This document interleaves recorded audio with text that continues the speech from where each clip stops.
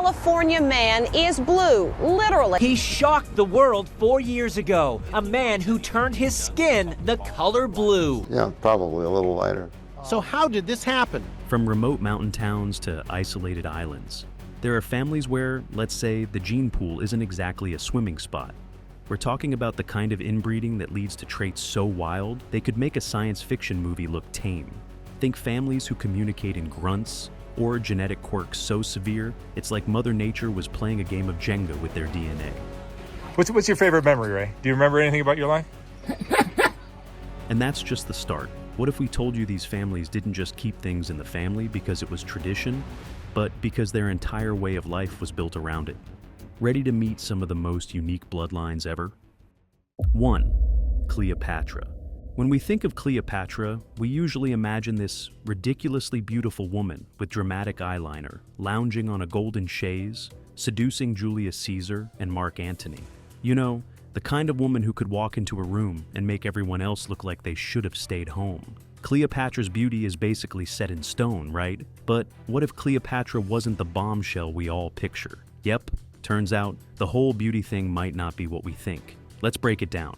First, let's get the whole royal bloodline thing out of the way. Cleopatra was born into the Ptolemaic dynasty. And if you know anything about royal families, you know they often had some interesting ways of keeping their bloodline pure. And when we say pure, we mean inbreeding. The good old-fashioned, let's marry our siblings kind of way. Yikes, right? You see, Cleopatra's family had been practicing inbreeding for generations. The Ptolemies, originally Greek, ruled over Egypt after Alexander the Great's death, and they thought keeping the bloodline pure was the best way to ensure they stayed on top. So, they would marry close relatives, cousins, uncles, aunts, basically anyone who shared the same royal last name. No Tinder for them, just family dinners and royal alliances. Now, here's where it get a little, or a whole lot, weird. Cleopatra's parents were brother and sister. Yep, her father, Ptolemy XII, married his sister, which was pretty common in the Ptolemaic dynasty, if not a little unsettling by today's standards. So Cleopatra was already a product of this not-so-ideal family tradition. She probably wasn't rolling around with the perfect Greek features that history loves to paint her with. In fact, some historians argue that Cleopatra was probably average-looking by ancient standards. We know, but Cleopatra had to be stunning. She charmed two of Rome's most powerful men. Yeah, she did. But guess what? Cleopatra was a mastermind. She had brains, charisma, and, let's be honest, she knew how to work a room.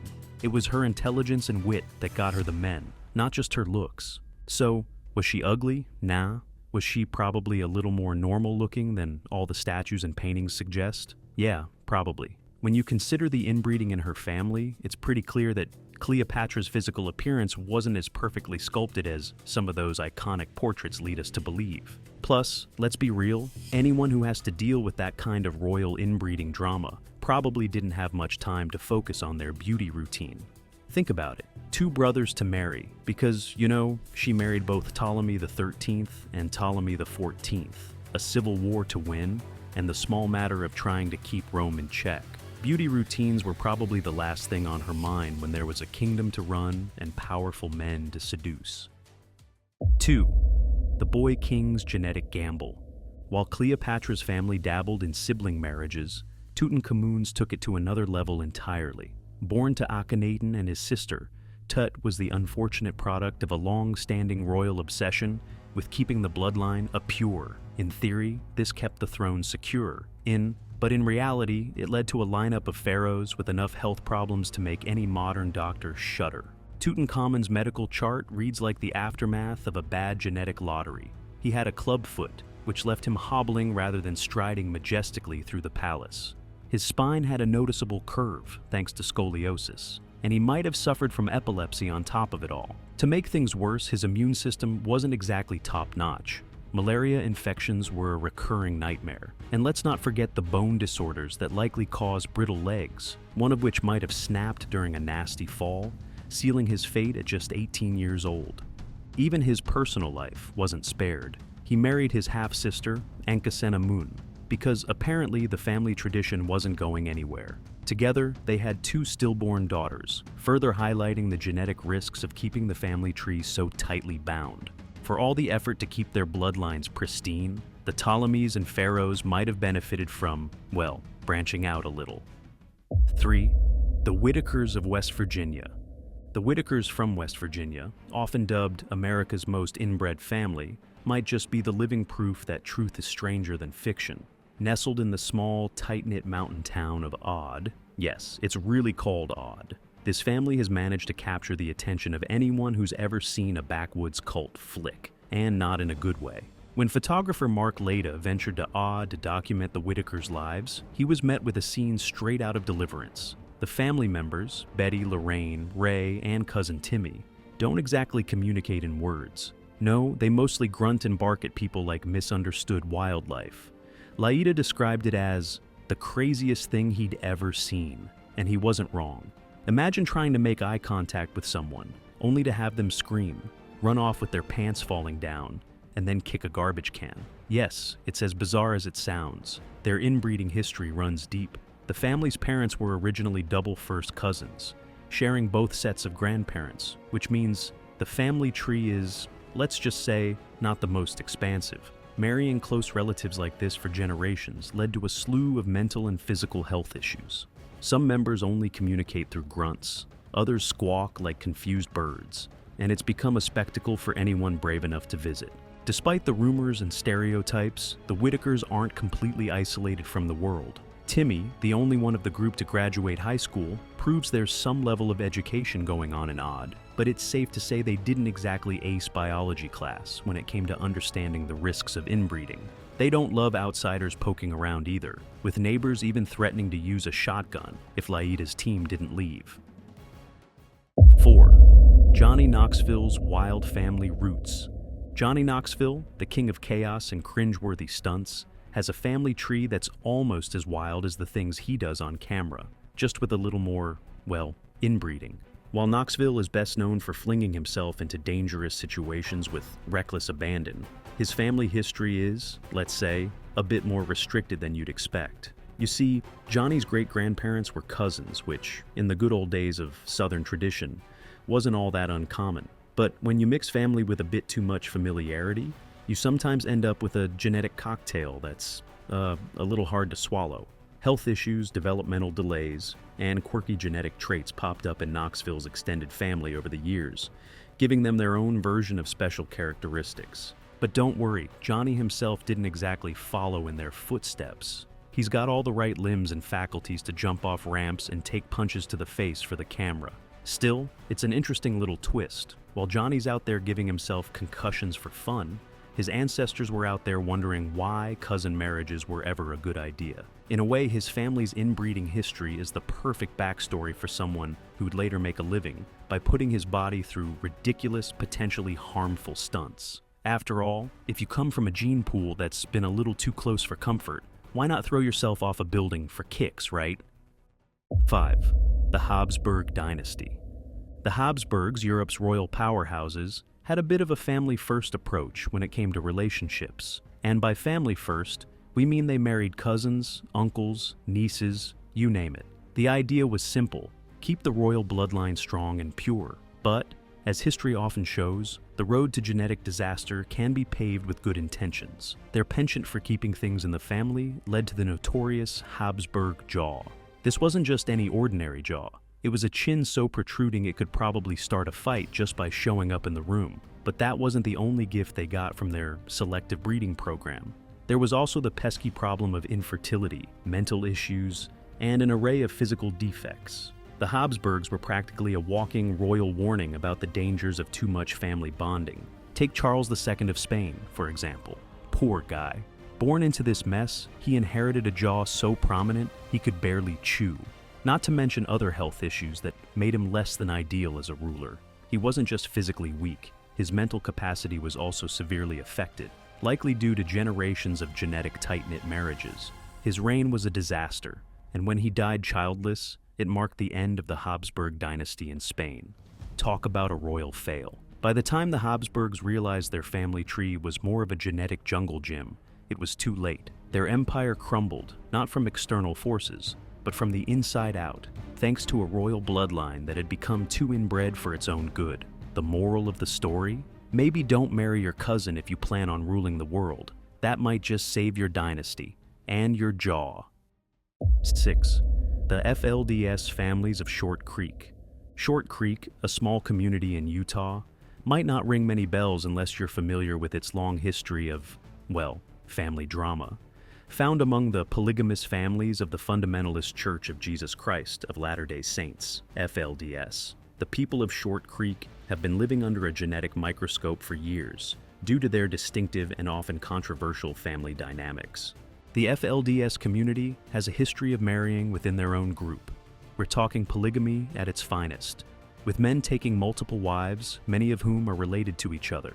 While this might seem like a throwback to medieval times, for the FLDS, it was all about maintaining control over their religious community and preserving what they believed to be their purity. That purity wasn't just about faith. It often extended to bloodlines, leading to generations of marriages between cousins, aunts, and uncles. As you can imagine, keeping the gene pool that tight led to some pretty wild genetic outcomes. These families have experienced a higher prevalence of hereditary conditions, like hemophilia, heart defects, and certain mental health issues, all exacerbated by the lack of genetic diversity. It's like a genetic lottery where the prize is a whole bunch of health complications. But, of course, it's not something they talk about at family gatherings. The short-term fallout might be easier to ignore, but the long-term effects are harder to sweep under the rug. The FLDS families of Short Creek have found themselves facing some serious challenges as they deal with the consequences of decades of insular marriage practices. These problems have caused divisions within the community, especially as younger generations are now starting to question the lifestyle that kept them and their DNA tightly confined. 7. The Amish.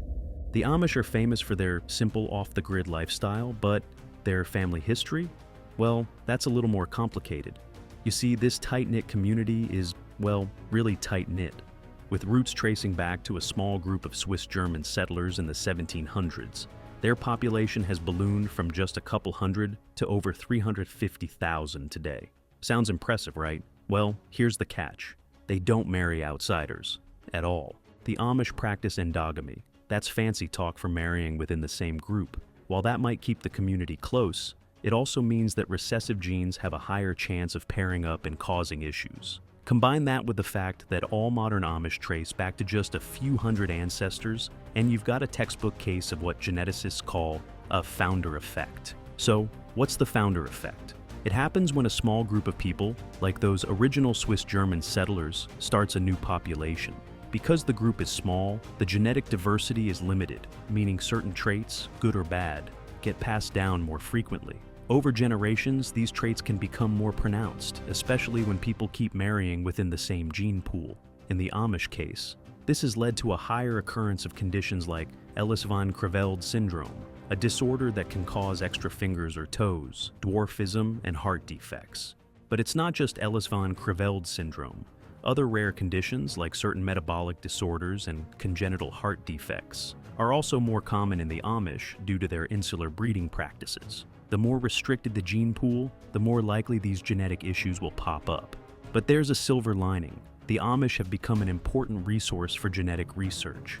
Scientists have studied their isolated gene pool to learn more about inherited conditions, which has led to breakthroughs in understanding and treating various diseases. Despite their limited genetic diversity, the Amish have helped expand our knowledge of human genetics in ways that have had a lasting impact on medical science.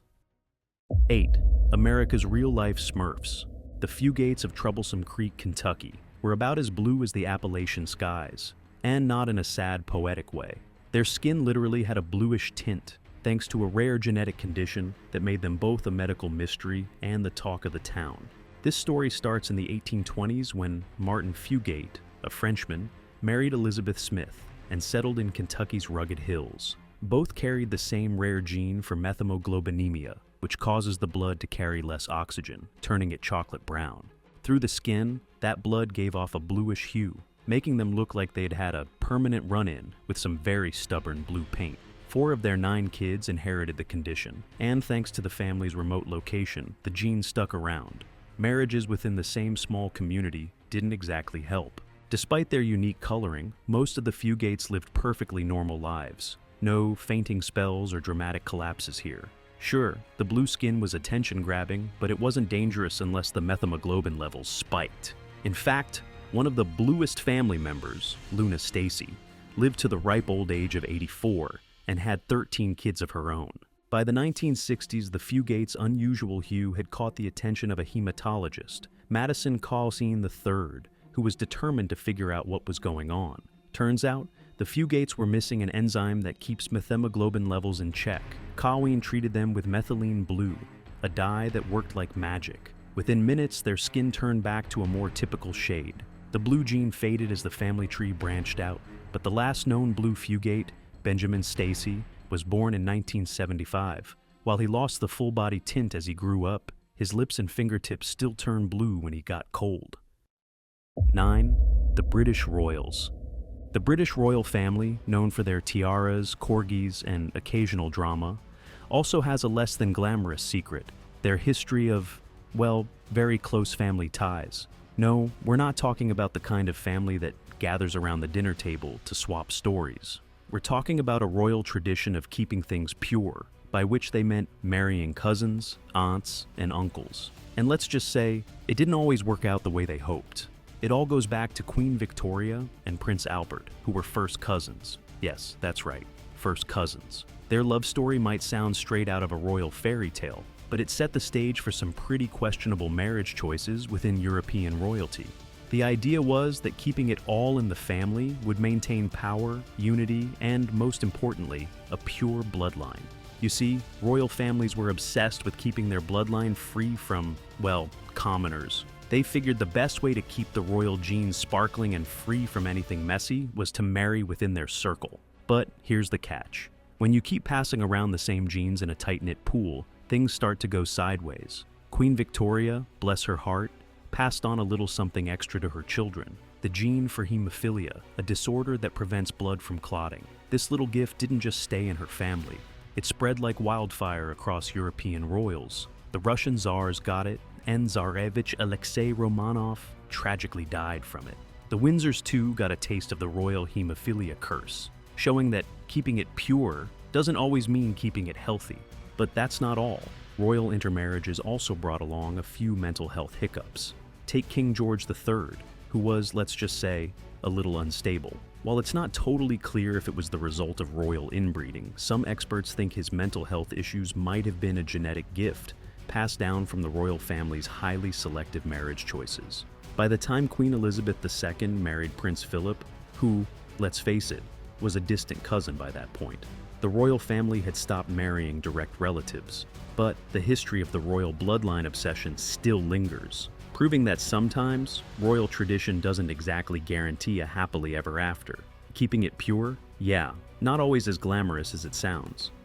10. The Bedouins. For centuries, Bedouin communities in the Middle East have had a thing for family loyalty. So much so that they've often chosen to marry within the clan. Marrying cousins or even closer relatives is considered normal and has kept family ties strong in a place where survival has depended on deep-rooted trust and alliances. Now, let's get real. While all this family business sounds pretty cozy, it obviously comes with a genetic catch. Marrying within the same bloodline over generations increases the likelihood of passing down genetic disorders. We're talking about conditions like heart defects, hemophilia, and other inherited health problems that can crop up when the same genes keep crossing paths. So, while the Bedouins may have been building strong familial dynasties, those health issues were quietly tagging along. But why do it? It all comes down to power. Marrying within the tribe means that control over resources stays where it belongs, within the family. Land and wealth don't go spilling out into outsiders' hands, and everyone stays loyal to the cause. It's a strategy that worked for centuries in some of the harshest environments on Earth. Plus, keeping things close-knit means reinforcing trust and solidarity, which, let's face it, can be life or death in the desert. That said, times are changing. With modern medicine on the rise, some Bedouin families are starting to realize that they might need to rethink the family-first approach, especially when genetic counseling and health risks are becoming more widely understood. Change is slow, but there's a growing recognition that maybe, just maybe, branching out could help avoid future health problems. But let's be real, traditions die hard. So while health concerns might be poking their heads into family affairs, the Bedouins are still holding on to their community values. 11. Pitcairn Island. Pitcairn Island, one of the most isolated spots on Earth, is home to a particularly wild story of inbreeding.